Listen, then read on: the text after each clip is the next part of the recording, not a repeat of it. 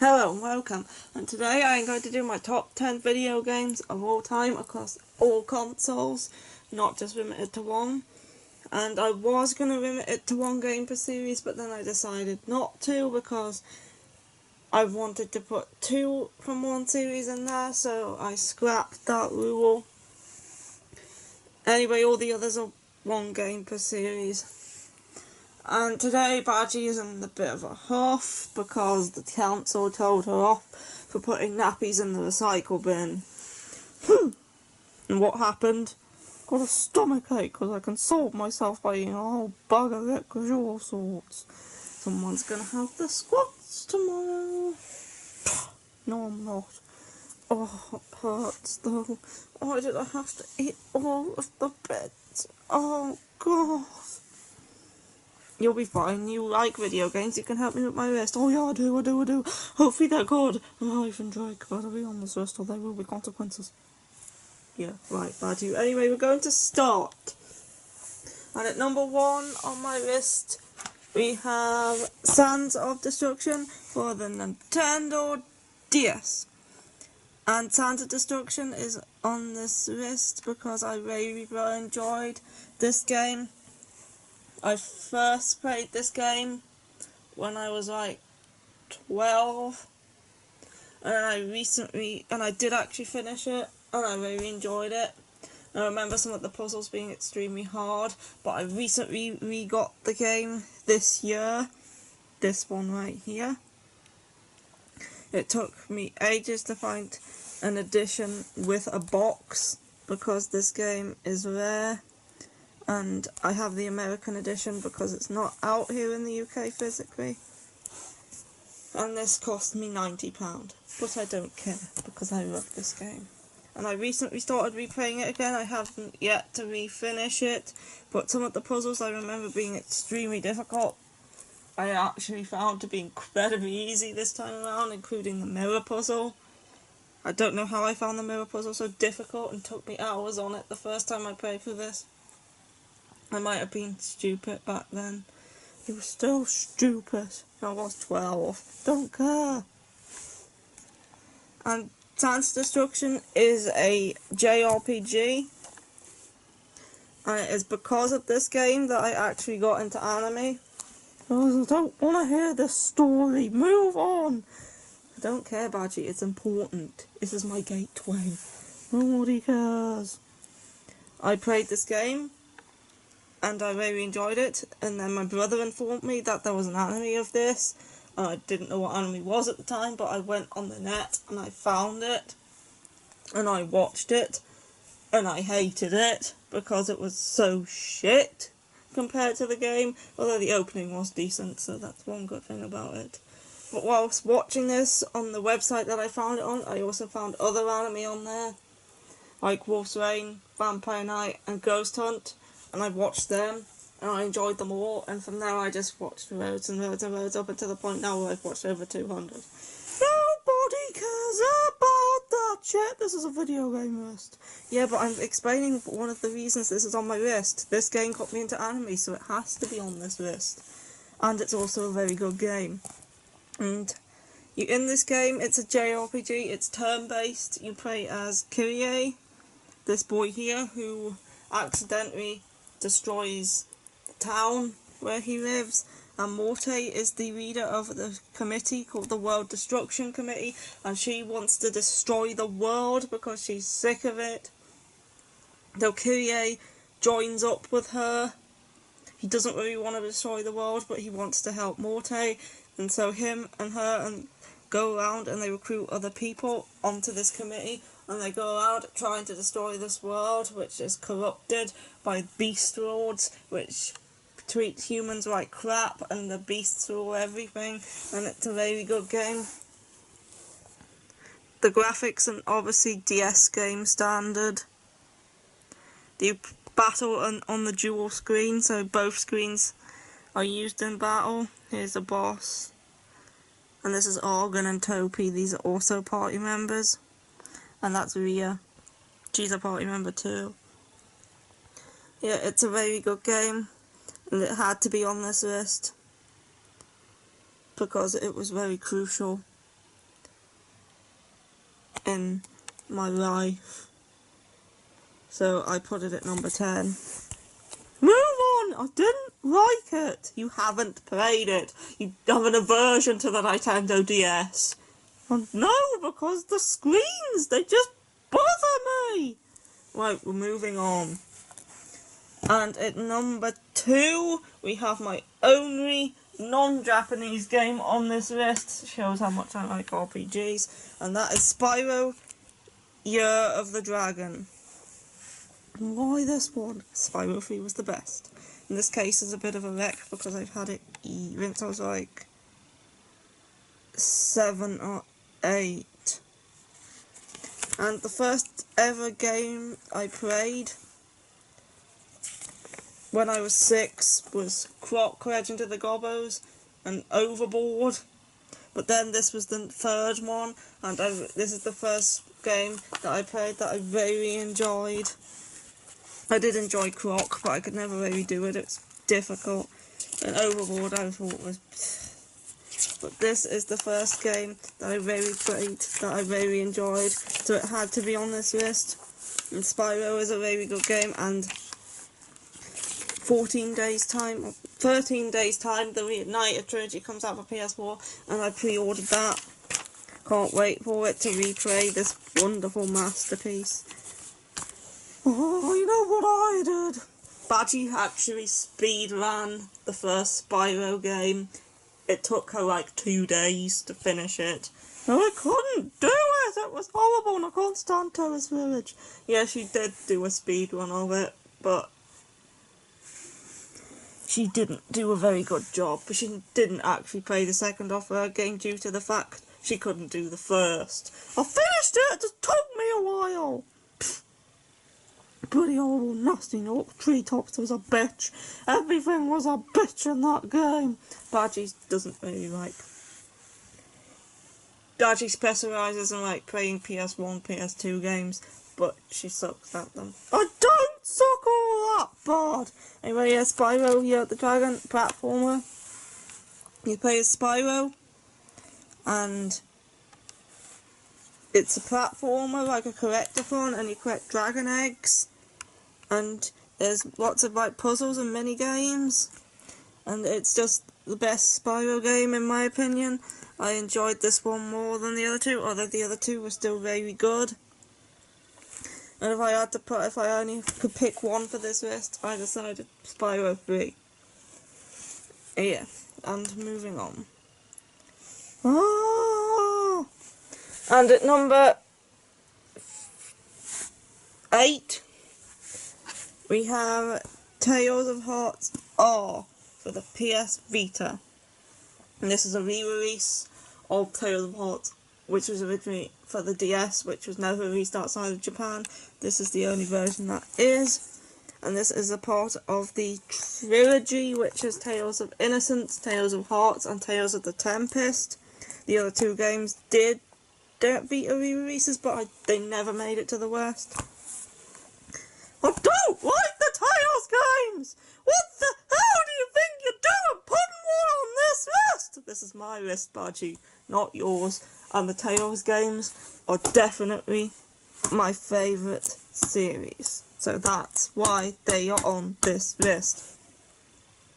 Don't like them! You can do your own list and put what you want on. This is my list. Nobody wants to hear about the Tales games! They suck! Oh, my stomach. Oh, my stomach. Oh, I feel like I've had 20 laxatives. Oh. The Tales of Hearts R is a JRPG. It's from the Tales game series. And you play as Core Meteor. Stupid name! It should be Core Blimey. And Kohaku, who has lost her heart, and it's gone, like, fragments of it have gone all over the place, so it's up to Core and her brother Hisui and the rest of the team in order to go around and collect the fragments of her heart to get her back to normal. But since it's a Tales game, there's more to it than that. There's always more to it in a Tales game. And this is one of my favourite ones. I really enjoyed the cast of this one. It's my second favourite cast of characters in a Tales game. Here's some pictures. This one's voice acting is only in Japanese. They never Englished it. And also the random encounters are not shown like in other Tales games. But I didn't really care because I really enjoyed this Tales game. It's one of my favourites, and I decided to put it at number 8 on this list. And it's like an action RPG, like all the Tales games are. I have actually played all the ones that are out in English, apart from Fantasia, because that's hard to find. And yeah, so Tales of Hearts are at number 8. And moving on to number 7, we have Persona 4 Golden. And this was a hard decision between whether I should put Persona 4 Golden on this list or Persona 5, because I really enjoyed both of them. But then I decided, since Persona 4 Golden was my first ever Persona game and my first experience with this type of RPG, that I decided to go with this one. Why? I like Teddy though. Yeah, Teddy's kind of annoying. I like Teddy. Well, I just didn't like the aspect that had you walking around the bloody neighbourhood collecting information that you already know. Yes, Badgy, we know you have troubles when you play RPGs, that you don't have the mentality to actually finish them. I don't have the bloody patience for anything longer than bloody 10 hours. Ugh, stupid. Anyway, Persona 4 Golden is like a RPG life simulator sort of game. He's the main character, and you... I'm hearing what you're saying. Yes, Bixby. And you play as this group of high school students who get sucked inside of the television, and in the town where they live, a group of murders have been going on, and they figure out that it's connected to this world inside the TV, so every time a murder takes place, they're going into the TV to investigate and to find the victim before they have a chance to die. And it's a very good game about personas. The Persona series is a very good one. There's also life simulator elements, like you have to go to school and take quizzes and walk around the neighbourhood and go shopping, and there's cutscenes where you go to the beach, and Marie's a character in this one, and you have to create bonds with everyone to make them stronger, so you have to complete their social links, and it's a very good game. And the only reason I chose this one over 5 is because this was my first experience with Persona. You name the main character whatever you want. I called him Mirai Okami because I like wolves. And it's a very good game. My character in Persona 5 was called Hato Dobro, and I later found out that Hato actually means pigeon, so his name is Pigeon. Yeah, I really love Persona 4 Golden, and there's the beach moment with Kanji's garden, the hotel moment and the King's Game moment. They're all good moments, and this is a very good RPG. It's turn-based, there's Persona aspects, there's dungeons. What's not to love about this game? Moving on to number 6, we have my first and only PS4 game in this list, and that is a Nier Automata, however you pronounce it. And this is the Day 1 edition. Didn't come with anything though, because I got this used at a convention. That's why the case is in such bad shape. There's bits out of it, because I got this used. But yeah, it was supposed to come with this DLC, but obviously the person who had it before me already used the code.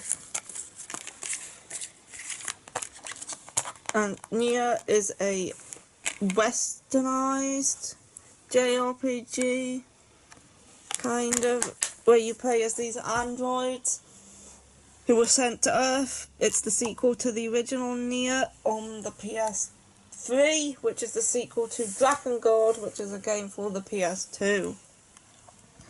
and it does follow on, but you don't have to have played the other games because different characters, but you won't get some references unless you have. Anyway, the Earth is taken over by robots and the machines, and it's no longer inhabitable, so all humans moved to the moon. And they created these androids called the something units, I forgot the name, Silver or something like that, begins with an S, and they sent these androids down to Earth to eliminate the machines, and once Earth's inhabitable again, they plan to come back. So you play as the androids 2B and 9S on their journey to reenact the world and get rid of all the androids, the robots, and make the world inhabitable again. But then there's this like big story elements and plot twists along the way, and you find out stuff. And then there's this other android A2 who you can also play as in the second half. In order to unlock the second half of the game, you have to go through the first half twice. That sounds infuriating. I don't like playing through games that much once, never mind twice. Who has the patience for that shit? It's a good game. I don't care. And the second time you go through is kind of different. Yeah, and there's a big open world, and you go around doing missions and fighting machines, and it's a very good game. I only got around to playing it earlier this year, and I finished the entire thing in like a week and a half. It's very enjoyable, and it's a very underrated game. It's very, very amazing. And also, you can blow their pants off. What more do you want? Oh, I want to see their knickers. I want to see 9S's boxer shorts. Why don't you play it then? Don't want to go through all that shit. I don't want the feels. I've heard there's feels. Anyway, there's also these little Yoha. That's the name of the androids. They're the Yoha units. I remembered. It's very good, and they do this stuff, and it's a very good game. I think we're moving on to the top 5 now. Yeah, we're moving on to the top 5 now. So at number 5, we have Kingdom Hearts 2, which I chose Kingdom Hearts 2 over all the other Kingdom Hearts games, because I think it's the best one. Don't like Kingdom Hearts! Couldn't do it! Couldn't be bothered with the storyline. It complexed me out of my mind. My mind went astray, and it went to Cornwall, and I had to go get it back, and it was a horrible week, that. Yeah, the plot of Kingdom Hearts confused Badgy to the point where she lost her mind, but I understood the story just fine, and I really enjoy these games. Kingdom Hearts 2 is the second, but not the second installment, because Chain of Memories came first. I also have the final mix version on the PS3, but this is the original. And obviously you play as Sora, and it follows on from Chain of Memories. No, I'll try not to spoil it. And it starts out where you're playing as Roxas, and you would not know who he is unless you played 358 Days on the DS, which was the first Kingdom Hearts game I played.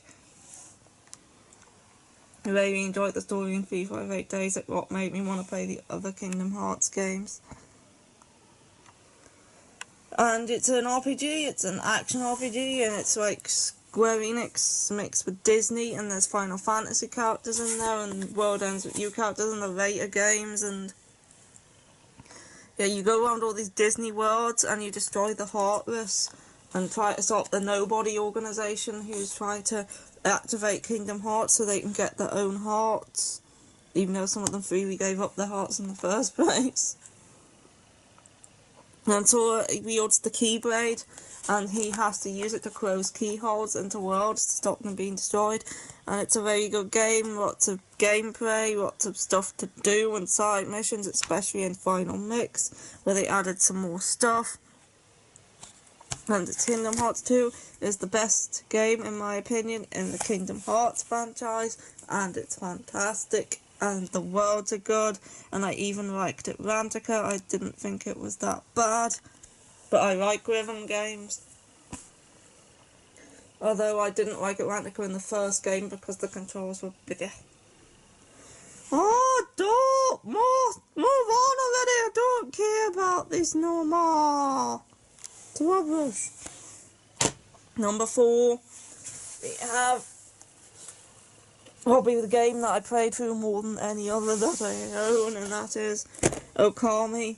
And I played through this game, counting, I have the HD remake for PS4 right there. I'm counting my playthrough of that one, which I did this year in like January, February. I played through this game like 7 times. I like it that much.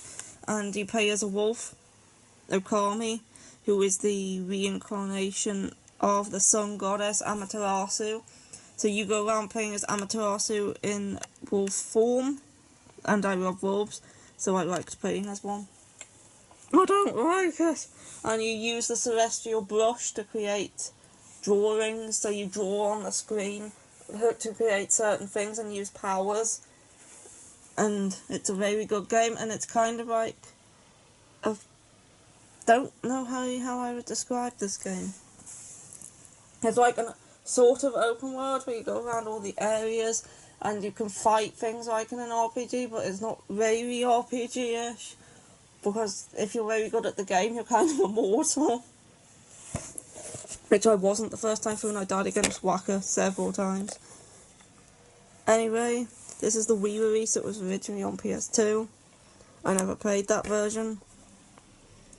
And you use the celestial brush to draw constellation because Nippon, or Japan, has fallen into darkness because Orochi has reawakened, and Orochi was like bad in the past, so Amaterasu came back in the form of Shiranui, who was a wolf who existed in the past, and she's going around trying to put the world to rights with Isum, who's her little insect companion, and it's a very good game, and I played through it like 7 times. So this is also pre-owned. I never knew that this was pre-owned. I got it as a Christmas present. And this version, I don't know if all Wii versions have this, but it has like this case. This like overcase, which is very nice because it has Ami on the front, and this is the inside. Which is kind of different taste. And IGN gave this game 9 out of 10. A very good game. The art style in this is nice. It's like traditional Japanese art style. It's a good game. And I would recommend this. Oh, I don't like it. I remember when I played this the first time, I tried to push that damn seed up the hill in the forest area.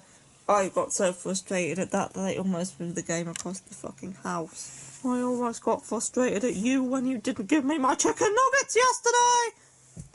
Badgy, you are 18 years old.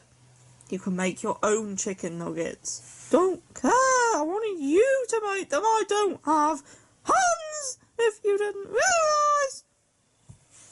She's just in a mood because she feels sick. I feel fucking horrible. And the next game on my list I don't actually have a physical copy of because it's only out digitally over here, and it's also on the PS4, so it's not my only PS4 on this list. I just forgot about this, and that is, I'm going to stare at the ceiling because I have a poster up there. Hatsune Miku Project Diva Future Tone, and this is a Miku game for the PS4, and it has the most songs out of any Project Diva games, and I love the Project Diva games, so I decided to put this on my list at number 3, with it being the best one. I am quite good at it. I can do hard mode quite easily now. I can't perfect it though. I have perfected like Wintry Winds and a couple of other songs on hard mode, so some of the easy ones. And it is a rhythm game where you do rhythm game stuff to Miku songs, and also some of the other Vocaloids like Rin and Ren and Luca, Kaito and Meiko. And it's a very good game. It's the second Miku game that I played. I have them, well, I don't have them all. I have F second, X, Mirai, and this one, and I really enjoy it, so I put it at number 3 on this list. Not much else to say about it, but there's no diva room in this one, but you can customise your look and make stupid pictures that can become the loading screen, and I did that a lot. So yeah, moving on so I don't have to point at the ceiling any longer. I don't like Miko because I don't have fingers and you cheat because you always beat my scores. Do like Kaito though, he's sexy. Didn't like Amazing Grace though. Kaito never sang Amazing Grace, Badgy. That's like a hymn. Oh, who was it that sang it then? I don't know. What did Kaito sing then? The horrible song. I don't know what one you're on about, Badgy. There's loads of Kaito songs. The one where he's in a field singing. Yeah, I don't know what you're on about. He's in a field and he's singing a foreign language that's made up. Oh, Painful Diarrhea. Yeah, that's it. Didn't like it. Yeah, that song is a bit shite, isn't it? It is. Anyway, moving on to number 2, we have Tales of Grace's F. Why? Put a Tales game at number 2. Because I like the Tales game and this is my favourite Tales game. Don't you care? It's another Tales game, so it's another JRPG, action RPG. And in this one you play as Asbel Launt, who's like the heir to this lordship, but he doesn't want it, and he has a brother, Hubert, who gets adopted.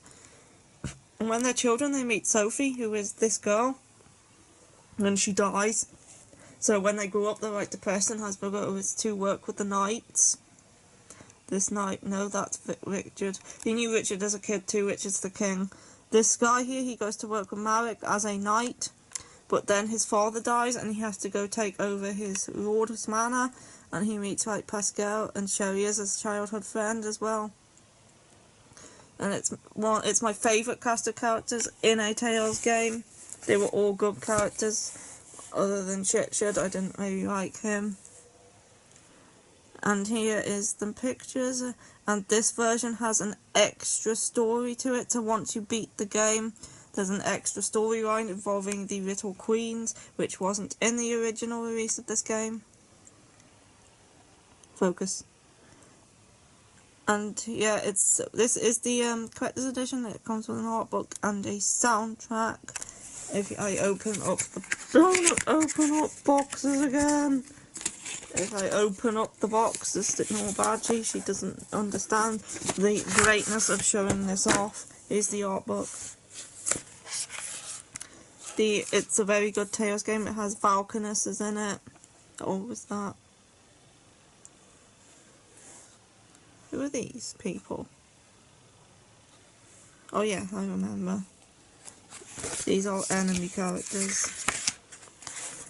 I kind of forgot for a minute there. I didn't recognise them. That's Kohaku from Tales of Hearts. And this is just a bugger. A very good Tales game. It is my favourite one. The cast was my favourite, the storyline was my favourite, and all in all, it was a very good game. There's this guy's called Frederick, I can't remember who he was. Yeah, really fantastic Tales game. My favourite of them all. If this is at number 2 and you like the Tales game so bloody much, what's at number 1, you stupid idiot who likes Tales games? Well, we'll be seeing that when I get this back in the box. More with getting things back in the boxes! I don't like the Tales game, and my opinion of it is that they're all rubbish, they don't deserve to exist, and they're meaningless pieces of shit. Tell that to the person who created them. He's about to kick you in the arse for that comment. Don't care. Very good Tales game. It is my very favourite one. And here is the back cover again, in case you wanted to see that. Moving on to my number 1 slot on this list, and that is every single Danganronpa game. Idiot. You can only choose one. I do have V3 as well, but not physically. I have it downloaded on my Vita, because I could not find a physical copy for the Vita. It was stupid, I know. I tried to help, but I wasn't much help, because I gave up and didn't care anymore. Anyway, I have 1, 2, and Ultra Despair Girls here. And I like all the Danganronpa games, like Ultra Despair Girls a bit less, but it's still in the series, so I had to put it here as well. 1, 2, and V3 are all very good, although the ending of V3 I didn't really enjoy that much. I thought it was kind of stupid. But this was my first Danganronpa game, and I really enjoyed it. Then the second one came out, and I really enjoyed it. And this one, and I played them all and loved them all. And I waited ages for V3, and really enjoyed it up until the ending. And great games. They are visual novel hybrids. Like, there's visual novel elements in there, but there's also murder mystery elements where you walk around the school finding clues, and then you enter into a class trial. And during the class trial, you have to, like, piece together the clues and stuff, and shout out truth bullets in order to solve the mystery. And the story of Danganronpa is, there's this school called Hope's Peak Academy, and the students wake up in their wrong day without any memories. They're completely locked in the school. And then this bear, Monokuma, announces to them that they're going to play a killing game, and that they have to kill each other. And if they manage to kill one of their fellow students and get away with it, then they get to leave. But once a murder happens, they go to a trial, and if they're found out, they get executed. If they succeed in the murder and don't get found out, then everyone else gets executed and they get to leave the school. So, like, murders start happening, they have to start solving them, and then you look for clues and do the class trials and try to figure out who's killed who, and to solve the mysteries and learn more about the environment and what's actually going on. And then the same with the second game and V3. Ultra Despair Girls is different. It's an action game. You play as Makoto, who is the main character of the first game's little sister. And you go around hunting Monokuma bears and stuff. It's an action game, bit puzzle in there too. But the Danganronpa games are the best in my opinion. I love them. And the reason that there is no Otome games on this list, even though I really enjoy those, is because I'm going to do a separate list for those once I've played more than 6 of them, because at the moment I have not played enough for a top 10. You play another 4 then, don't you? Yeah, there is another 4 on my list. So once I play them, I will do a list. That's good. And I didn't like Danganronpa, by the way, it confused me. It's a visual novel, Badgy. It's linear. You read through the story, you do the trials. How did you not know what you were supposed to do? Because I didn't read the instructions. You mean you skipped all the visual novel elements? Yes. Well, that's stupid. I know, I had no idea what was going on when I was thrust into this class trial, and like, what the fuck? Why I skipped all these cutscenes? That doesn't usually matter in a game. This is a visual novel, Badgy, it kind of does. I was stupid then, wasn't I? Oh, I'm gonna be sick. Anyway, whilst Badgy's throwing up, I will conclude this video by showing you the backs of these boxes. And these are the students that participate in the game, in the killing games, and the 2 games. And I can't show you the back of the V3 because I do not own the physical copy of it. And that will be it for my list. These are all fantastic games that are worth a play, and I hope you enjoyed, and goodbye.